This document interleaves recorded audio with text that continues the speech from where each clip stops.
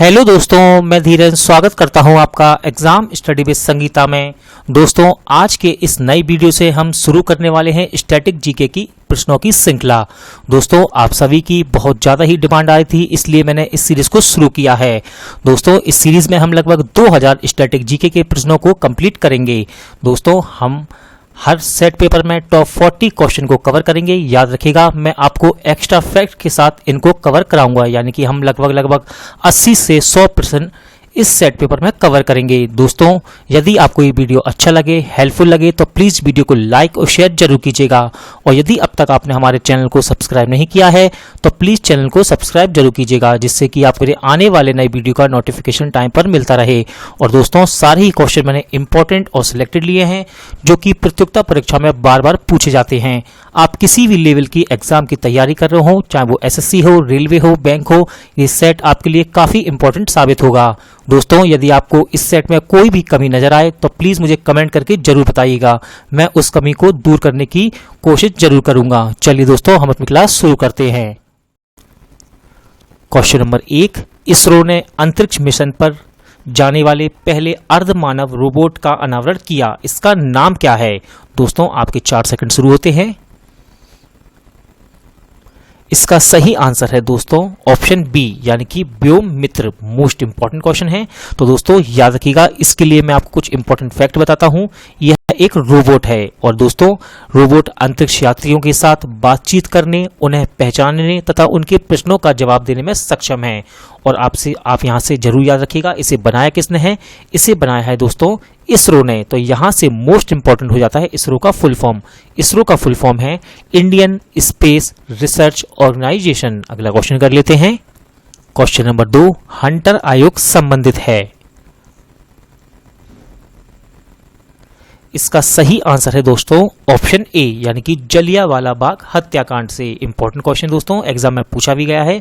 यहां से दोस्तों हम बात कर लेते हैं। स्क्रीन पर आपको नजर आ रहे होंगे कुछ ऑप्शन, तो उन ऑप्शन को भी हम जरा देख लेते हैं। तो दोस्तों, राजा चलैया समिति, तो याद रखिएगा राजा चलैया समिति कर सुधार से संबंधित है। दूसरे नंबर पर है लिब्राहम आयोग। दोस्तों, मोस्ट इंपॉर्टेंट है लिब्राहम आयोग, ये संबंधित है बाबरी मस्जिद विध्वंस से। तीसरे नंबर पर है दोस्तों नानावती आयोग, और ये संबंधित है गोधरा कांड से। और चौथा मैं आपको पहले ही बता चुका हूं, हंटर आयोग। हंटर आयोग का संबंध है जलियांवाला हत्याकांड से। अगला क्वेश्चन देखते हैं।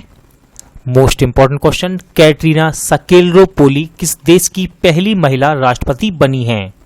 दोस्तों, स्टैटिक का क्वेश्चन है और साथ ही साथ करंट अफेयर्स का भी मोस्ट इंपॉर्टेंट क्वेश्चन है ये। इसका सही आंसर है दोस्तों ऑप्शन ए, यानी कि ग्रीस। तो याद रखिएगा, कैटरीना सकेलरोपोली ग्रीस की पहली महिला राष्ट्रपति बनी है। हम बात कर लेते हैं दोस्तों ग्रीस की। तो याद रखिएगा दोस्तों, ग्रीस की राजधानी है एथेंस। ग्रीस की राजधानी है एथेंस। और आपको याद रखना है, कैटरीना सकेलरोपोली वर्ष 2020 में ग्रीस की पहली महिला राष्ट्रपति बनी है। अगला क्वेश्चन देखते हैं।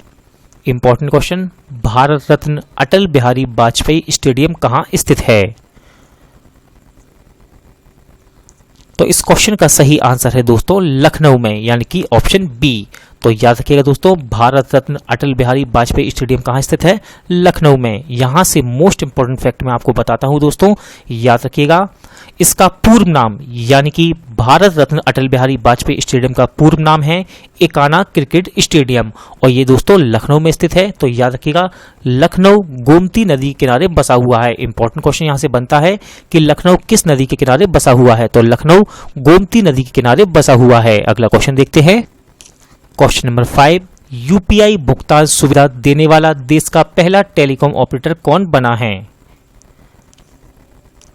तो इस क्वेश्चन का सही आंसर है दोस्तों ऑप्शन सी, यानी कि रिलायंस जियो।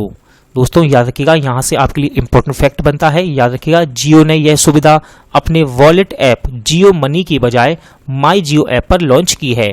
और यहां से मोस्ट इंपॉर्टेंट है दोस्तों यूपीआई। यूपीआई का आप फुल फॉर्म याद रखिएगा, एग्जाम के पर्पज से इंपॉर्टेंट है। यूपीआई का फुल फॉर्म है यूनिफाइड पेमेंट इंटरफेस। अगला क्वेश्चन देखते हैं। कृषि भूमि को पट्टे पर देने वाला देश का पहला राज्य कौन बना है?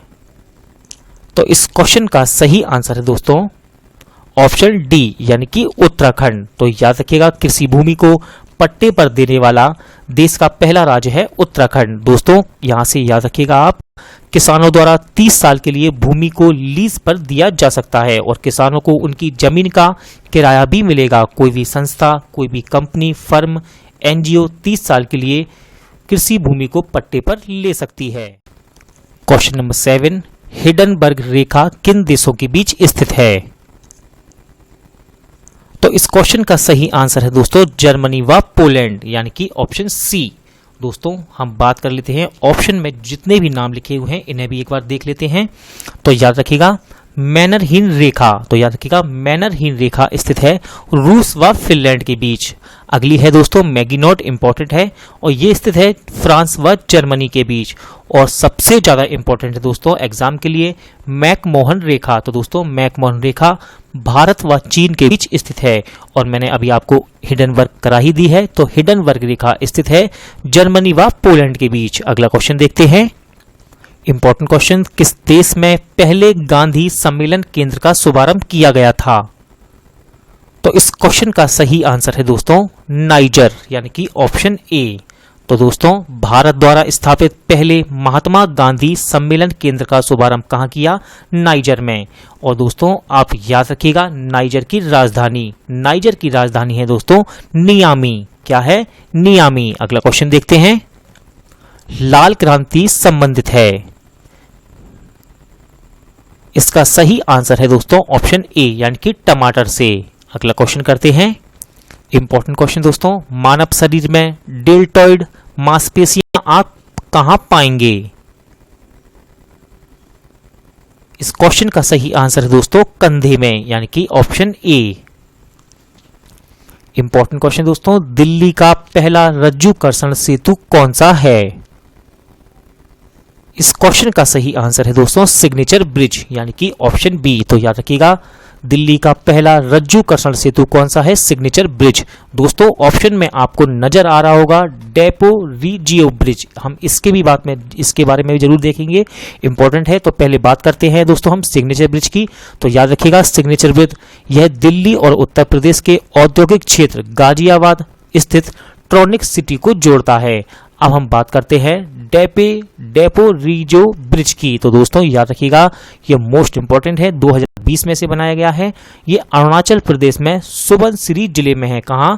सुबनसिरी जिले में, और सुबनसिरी नदी पर। याद रखिएगा इसे सीमा सड़क संगठन द्वारा बनाया गया है। किसे?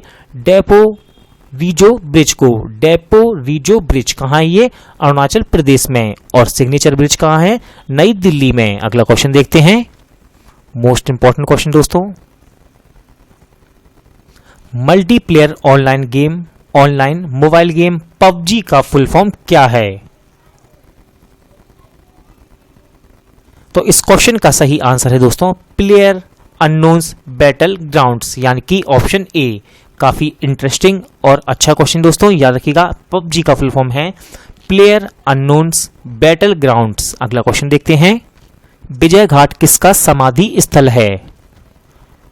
तो इस क्वेश्चन का सही आंसर है ऑप्शन डी, यानी कि लाल बहादुर शास्त्री। तो याद रखिएगा विजय घाट किसका समाधि स्थल है? लाल बहादुर शास्त्री जी का। दोस्तों आपको ऑप्शन में कुछ नाम नजर आ रहे होंगे, हम इनकी भी बात कर लेते हैं। तो याद रखिएगा दोस्तों विजय घाट तो हो गया लाल बहादुर शास्त्री का, हम बात करते हैं राजघाट की। तो याद रखिएगा राजघाट ये समाधि स्थल है महात्मा गांधी का, शांतिवन पंडित जवाहरलाल नेहरू का, और शक्ति स्थल ये किसका है दोस्तों? इंदिरा गांधी का। ये सभी समाधि स्थल हैं और सारे के सारे मोस्ट इंपॉर्टेंट। अगला क्वेश्चन देखते हैं, इंपॉर्टेंट क्वेश्चन दोस्तों, इनमें से कौन सा यूट्यूब चैनल 100 मिलियन सब्सक्राइबर्स के आंकड़े को छूने वाला पहला यूट्यूब चैनल बना था? तो इस क्वेश्चन का सही आंसर है दोस्तों टी सीरीज, यानी कि ऑप्शन बी। इंपॉर्टेंट है दोस्तों, याद रखिएगा इनमें से 100 मिलियन सब्सक्राइबर के आंकड़े को छूने वाला पहला यूट्यूब चैनल है टी सीरीज। अगला क्वेश्चन देखते हैं, चंडीगढ़ नगर के वास्तुकार कौन हैं? तो इस क्वेश्चन का सही आंसर है दोस्तों ऑप्शन डी, यानी कि ली कार्बोजियर। तो याद रखिएगा चंडीगढ़ नगर के वास्तुकार है ली कार्बोजियर। दोस्तों ऑप्शन में आपको कुछ नाम नजर आ रहे होंगे, हम इनकी भी बात कर लेते हैं। तो याद रखिएगा भुवनेश्वर नगर के वास्तुकार हैं दोस्तों कोनिस बर्गर। कौन? कोनिस बर्गर। कोलकाता के हैं दोस्तों जॉब चार्नोक, कोलकाता नगर के वास्तुकार हैं जॉब चार्नोक। और भारत भवन के हैं दोस्तों चार्ल्स कोरिया। कौन? भारत भवन के वास्तुकार कौन है? Charles Korea. इनमें से किस जानवर के दूध में वसा की सबसे अधिक मात्रा पाई जाती है? इस क्वेश्चन का सही आंसर है दोस्तों ऑप्शन सी यानी कि भैंस। अगला क्वेश्चन देखते हैं, मोस्ट इंपॉर्टेंट क्वेश्चन दोस्तों, 100 रुपए के नए नोट के पीछे की ओर किसकी आकृति बनी है? तो इस क्वेश्चन का सही आंसर है ऑप्शन सी यानी कि रानी की बाव। दोस्तों याद रखिएगा रानी की बाव ये कहाँ स्थित है? तो ये स्थित है गुजरात के पाटन में। दोस्तों अब हम बात कर लेते हैं, ये जितने भी नोट हैं यानी कि जो ऑप्शन में लिखे हुए थे उनकी बात करते हैं। तो 100 रुपए पर तो मैं आपको बता चुका हूं, 100 रुपए पर आकृति है रानी की बाव का। और दोस्तों 200 रुपए के नोट के पीछे यानी कि नए नोट के पीछे आकृति है सांची का स्तूप। और दोस्तों 500 रुपए के नए नोट के पिछले हिस्से पर आकृति है लाल किला। और 2000 के नोट के पीछे आकृति है मंगल यान की। सारी की सारी इंपॉर्टेंट है, आप इन्हें एक जगह नोट डाउन जरूर कीजिएगा। अगला क्वेश्चन देखता है, फिल्मी दुनिया की इनमें से किस शख्सियत ने ऑस्कर अवार्ड नहीं जीता है? तो इसका सही आंसर है दोस्तों ऑप्शन डी यानी कि बॉम्बे जयश्री। याद रखिएगा रसिल पुकुट्टी, ए.आर. रहमान और गुलजार, इन तीनों शख्सियत को ऑस्कर अवार्ड मिला है। और किन्हें नहीं मिला है तो वे हैं बॉम्बे जयश्री। अगला क्वेश्चन देखते हैं, क्वेश्चन नंबर 19, भरतनाट्यम किस राज्य की नृत्य शैली है? तो इस क्वेश्चन का सही आंसर है दोस्तों तमिलनाडु यानी कि ऑप्शन डी। याद रखिएगा भरतनाट्यम तमिलनाडु की एक नृत्य शैली है। हम बात करते हैं कुछ और इंपॉर्टेंट नृत्य शैलियों की। तो दोस्तों मोस्ट इंपॉर्टेंट है यहाँ से कथकली और मोहिनी अट्टम, इनका संबंध है केरल से। कुचिपुड़ी एग्जाम में कई बार पूछी गई है, तो आप याद रखिएगा कुचिपुड़ी का संबंध है आंध्र प्रदेश से। और मणिपुरी का संबंध है मणिपुर से। और भरतनाट्यम दोस्तों मैं आपको करा ही चुका हूं, भरतनाट्यम का संबंध है तमिलनाडु से। मोस्ट इंपॉर्टेंट क्वेश्चन दोस्तों, प्रसिद्ध बैडमिंटन खिलाड़ी रथचानोक इंतानोन का संबंध किस देश से है?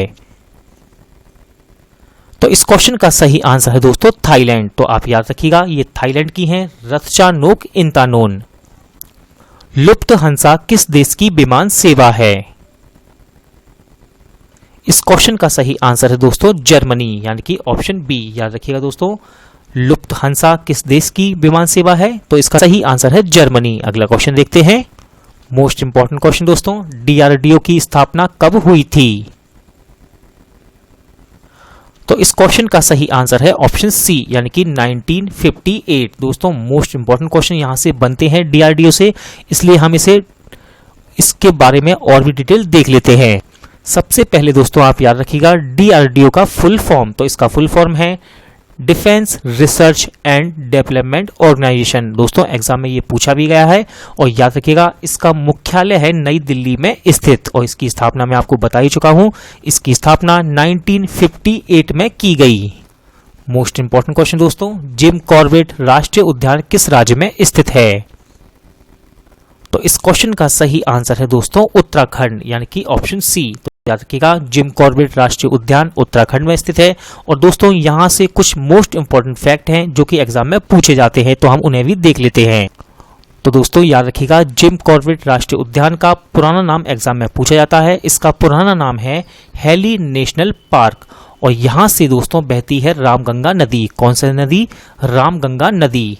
और दोस्तों प्रोजेक्ट टाइगर की शुरुआत इसी राष्ट्रीय उद्यान से 1973 में हुई थी। क्वेश्चन ये भी बनता है कि प्रोजेक्ट टाइगर की शुरुआत किस सन में हुई? तो इसकी शुरुआत हुई थी 1973 में। और किस राष्ट्रीय उद्यान से? तो जिम कॉर्बेट राष्ट्रीय उद्यान से। अगला क्वेश्चन देखते हैं, क्वेश्चन नंबर 24, NMML का फुल फॉर्म क्या है? तो इस क्वेश्चन का सही आंसर है दोस्तों ऑप्शन सी यानी कि Nehru memorial museum and library.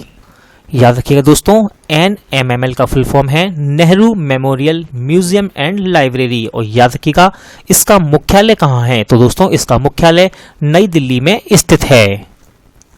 Kashi Vishwanath मंदिर कहाँ स्थित है? इस क्वेश्चन का सही आंसर है दोस्तों ऑप्शन सी यानी कि वाराणसी।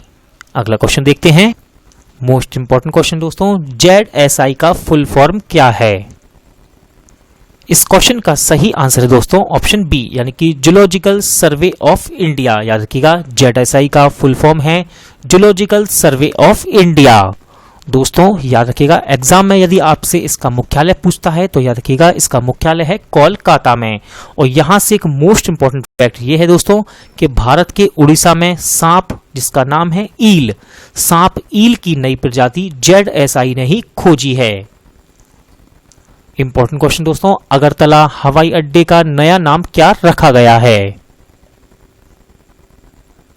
इस क्वेश्चन का सही आंसर है दोस्तों ऑप्शन डी, यानी कि महाराजा वीर विक्रम माणिक्य एयरपोर्ट। इंपॉर्टेंट क्वेश्चन दोस्तों, महाराजा वीर विक्रम माणिक्य एयरपोर्ट। अगला क्वेश्चन देखते हैं, 25 जनवरी 1971 को हिमाचल प्रदेश भारत का कौन सा राज्य बना था?